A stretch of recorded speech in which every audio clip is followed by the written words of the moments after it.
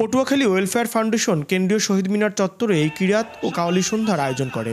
এই আয়োজনে যোগ দিতে শুক্রবার দুপুরের পর থেকেই জেলার বিভিন্ন প্রান্ত থেকে দলে দলে মানুষ অনুষ্ঠানের স্থলে ভিড় করতে শুরু করে। আয়োজনের প্রধান আকর্ষণ ছিল আন্তর্জাতিক কুরআন তিলাওয়াত সংস্থার প্রেসিডেন্ট শায়েখ আহমদ বিন ইউসুফ আল আজহারির কিরাত পরিবেশনা। এছাড়াও বিভিন্ন শিল্পী গোষ্ঠীর কাওয়ালি উপস্থিত দর্শকদের মুগ্ধ করে। তাই আগামীতেও এ ধরনের আয়োজন করার দাবি জানান উপস্থিত দর্শক ও অতিথিরা। এইভাবে ইসলামিক সাংস্কৃতিক অনুষ্ঠান হলে বাচ্চাদের নিয়ে আসা যায় বা বাসার যারা মহিলা আছে তাদের নিয়ে আসা যায়। এগুলো প্রোগ্রামগুলো বাৎসরিকভাবে প্রতি বছর যদি হয় আরও উদ্বুদ্ধ হবে। সকলের এটা সহযোগিতা করা উচিত যাতে আমরা মাঝে মাঝে এই ধরনের প্রোগ্রাম করে সকল মানুষকে ভালো মেসেজ দিতে পারি।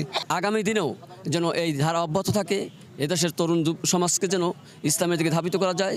আয়োজক সংগঠনের চেয়ারম্যান জানালেন, এ ধরনের আয়োজন বর্তমান প্রজন্মকে অপসংস্কৃতি আর মাদকের মতো সামাজিক ব্যাধি থেকে দূরে রাখবে, পাশাপাশি ইসলামী ভাবধারায় তাদেরকে ফিরিয়ে আনবে।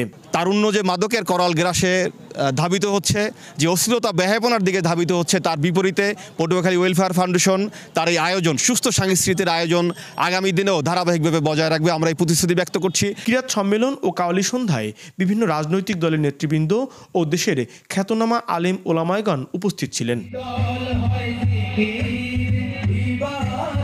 আব্দুস সালাম আরিফ, বৈশাখী সংবাদ, পটুয়াখালী।